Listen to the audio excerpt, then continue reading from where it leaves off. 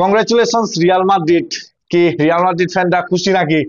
অবশ্য খুশি হওয়ারই কথা, কারণ এবারের লা লিগা ট্রফিটা আপনারাই ডিজার্ভ করেন। আমার মতে 100% ডিজার্ভ করে এবারের লা লিগা ট্রফিটা রিয়াল মাদ্রিদ। কারণ রিয়াল মাদ্রিদ এবারে যে মনস্টার মেন্টালিটি দেখাইছে, রিয়াল মাদ্রিদ এবারে এত সমস্যার পরেও যেরকম কনসিস্টেন্ট ভাবে পারফরমেন্স করে গেছে, অবশ্যই অবশ্যই ডিজার্ভ করে রিয়াল মাদ্রিদ শূন্য সব টিমের থেকে। কারণ আপনি যদি দেখেন এই সিজনটা শুরুর আগে রিয়াল মাদ্রিদের দুইজন 11-এর ইম্পর্টেন্ট প্লেয়ার ইদার মিলিতাও আর কোর্তোয়া এসিএল ইনজুরির কারণে অনেক সময় ধরে বাইরে থাকবে, প্রায় শিওর হয়ে গেছিল। কিন্তু তারপরেও রিয়াল মাদ্রিদ কোনো প্লেয়ার সাইন করায় নাই ডিফেন্ডার পজিশনে। আপনার গোলকিপিং পজিশনে কেপাকে নিয়ে আসছে, কিন্তু কেপাও শেষ পর্যন্ত কাজ করতে পারে নাই। সেখানে ওদের থার্ড চয়েস যে গোলকিপারটা ছিল লুনিন, লুনিনই কিন্তু কাজ করে দেখাইছে। আর লুনিন কিন্তু শুধু ওর পারফরমেন্স কি বলবো আপনার স্কিলের বেসিসে করছে তা না, লুনিন রিয়াল মাদ্রিদের থেকে যে মেন্টালিটি গ্রো আপ করছে ওই মেন্টালিটি শো করছে ও। চ্যাম্পিয়ন্স লিগ বলেন, লা লিগা বলেন, সব জায়গায় ও রিয়াল মাদ্রিদের যে মনস্টার মেন্টালিটি থাকে রিয়াল মাদ্রিদের প্লেয়ারদের, ওই মনস্টার মেন্টালিটিটা ও শো করছে। আর রিয়াল মাদ্রিদের এই সিজনের আগে সেন্টার ফরওয়ার্ড নাই, স্ট্রাইকার নাই। রিয়াল মাদ্রিদের ডিফেন্ডার ইদার মিলিতাও এসিএল ইনজুরির পরে ওই সেন্টার ব্যাক পজিশনে প্লেয়ার সংকট। কিন্তু তারপরেও রিয়াল মাদ্রিদ এত সমস্যার মাঝে এই পুরা সিজনটা ওরা যেভাবে কন্টিনিউয়াসলি পারফরমেন্স করে গেছে, অবশ্যই বলতে হবে এবারে লা লিগা ট্রফিটা রিয়াল মাদ্রিদে ডিজার্ভ করে। আপনি শুধু আজকের ম্যাচটার কথা দেখেন, আজকে আপনার হচ্ছে কাদিসের বিপক্ষে, কাদিস যদিও বা এখনো 18 নাম্বার মনে হয়, কিন্তু কাদিস হারামি একটা টিম। এটা লা লিগা যারা ফলো করে এটা সবাই জানে। এই কাদিসের বিপক্ষে রিয়াল মাদ্রিদ ওদের হোমে যে 11 নিয়ে খেলছিল, এর আগের ম্যাচ অর্থাৎ চ্যাম্পিয়ন্স লিগের সেমিফাইনালে বায়ার্নের বিপক্ষে যে 11-এ খেলছিল রিয়াল মাদ্রিদ, ওইখান থেকে 10টা চেঞ্জ করে আজকের ম্যাচটা খেলছে রিয়াল মাদ্রিদ। আজকে যদি আপনি ফরওয়ার্ড লাইনে দেখেন, আর্দা গুলার, ব্রাহিম ডিয়াজ, হোসেলু, তিনজনের হচ্ছে রিয়াল মাদ্রিদের বেস্ট প্লেইং 11-এ থাকে না। তারপর আপনি যদি ডিফেন্সে দেখেন, ডিফেন্সে হচ্ছে আপনার এরিক গার্সিয়া খেলছে, তারপর কারবাহাল খেলছে, নাচো খেলছে, মিলিটাও খেলছে। মিলিটাও দীর্ঘদিন এসিএল ইনজুরিতে বাইরে থাকার পরে ও ব্যাক করছে। তারপর নাচো নাচো হচ্ছে আপনার ব্যাকআপ সেন্টার ব্যাক বলতে পারেন বর্তমানে। আপনার ইদার মিলিটাও না থাকার কারণে আর সেন্টার ব্যাক না থাকার কারণে কিন্তু নাচো এই 2-3 মাস বা 4-5 মাস ধরে ও রেগুলার স্টার্ট করছে, ও যখন অ্যাভেলেবেল ছিল।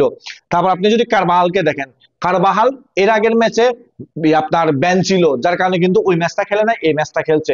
এরিক গার্সিয়া ওদের ফার্স্ট চয়েস লেফট ব্যাক না, ওদের ফার্স্ট চয়েস লেফট ব্যাক হচ্ছে মেন্ডি। তারপর যদি আপনি মিডফিল্ডে দেখেন, রিয়াল মাদ্রিদের মিডফিল্ডে আজকে খেলছে দানিয়াল সেবালোস, তারপর হচ্ছে কামাভিঙ্গা আর লুকা মদ্রিচ, আর গোলকিপিং পজিশনে খেলছে কোর্তোয়া। তো আপনি যদি দেখেন আজকের 11 আর এর আগের ম্যাচে চ্যাম্পিয়ন্স লিগের আপনার সেমিফাইনালের বায়ার্নের বিপক্ষে ওই ম্যাচের 11, ওইখানে একমাত্র প্লেয়ার হচ্ছে নাচো।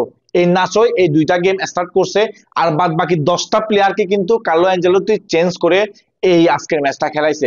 তার মধ্যে আপনি ধরেন আপনার দানি কারবাহাল ফার্স্ট চয়েস আপনার রাইট ব্যাক, তারপর হচ্ছে আপনার কোর্তোয়া ফার্স্ট চয়েস গোলকিপার। যদিও বা ও কিন্তু দীর্ঘ সময় ইনজুরিতে ছিল, আর ইনজুরি থেকে ব্যাক করে মাত্র আজকে ফার্স্ট ম্যাচ খেলছে, আর এই ফার্স্ট ম্যাচেই কোর্তোয়া ক্লিন শিট ধরে রাখছে।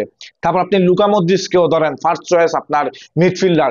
তো আপনার যদি আপনি দেখেন আজকের ম্যাচে ধরেন কোর্তোয়া ফার্স্ট চয়েস গোলকিপার, তারপর কারবাল ফার্স্ট চয়েস রাইট ব্যাক, তারপর হচ্ছে কামাভিঙ্গা বলতেছি লুকা মদ্রিচ হচ্ছে আপনার ফার্স্ট চয়েস মিডফিল্ডারদের একজন।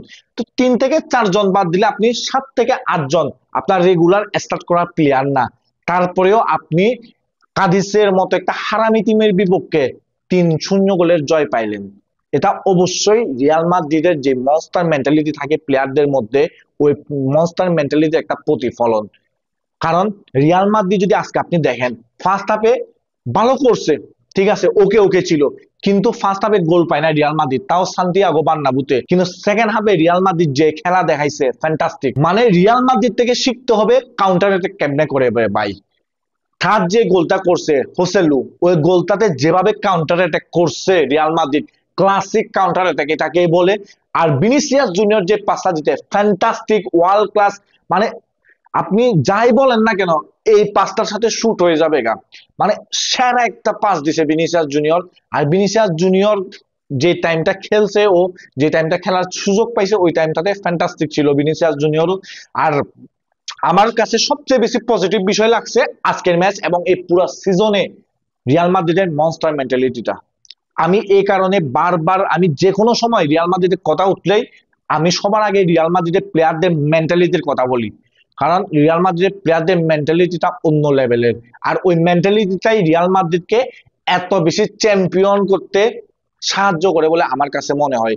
আর আমার মনে হয় এই সিজনে রিয়াল মাদ্রিদ যে এত সমস্যার পরেও লা লিগা জিতলো, এত সমস্যার পরেও স্পেনের সুপার কোপা জিতলো, তারপর হচ্ছে এত সমস্যার পরেও ওরা চ্যাম্পিয়ন্স লিগের সেমিফাইনালে আছে এবং অ্যাডভান্স পজিশনে আছে ফাইনালে যাওয়ার ক্ষেত্রে, এই সব কিছুই সম্ভব হয়েছে এই রিয়াল মাদ্রিদের প্লেয়ারদের যে একটা মনস্টার মেন্টালিটি থাকে, ওই মনস্টার মেন্টালিটিটার জন্য, যেটা অন্য টিমের প্লেয়ারদের মধ্যে তেমন একটা বেশি দেখা যায় না, হাতে গোনা একটা দুইটা ক্লাব বাদে। তো আমাকে যদি বলা হয় যে রিয়াল মাদ্রিদের এই 2023-24 সিজনটাকে এক ওয়ার্ডে যদি ব্যাখ্যা করতে, আমি বলবো এটা মেন্টালিটি। আর একটু স্পেসিফিক ভাবে বলতে গেলে মনস্টার মেন্টালিটি প্লেয়ারদের মধ্যে। তো রিয়াল মাদ্রিদ বলতে গেলে আজকে সেকেন্ড টিম নিয়ে কাদিসকে 3-0 গোলের ব্যবধানে হারায় ওরা লা লিগার চ্যাম্পিয়ন হয়ে গেছে। তার জন্য আজকে রিয়াল মাদ্রিদের পজিটিভ নেগেটিভের বিষয় তেমন একটা করবো না।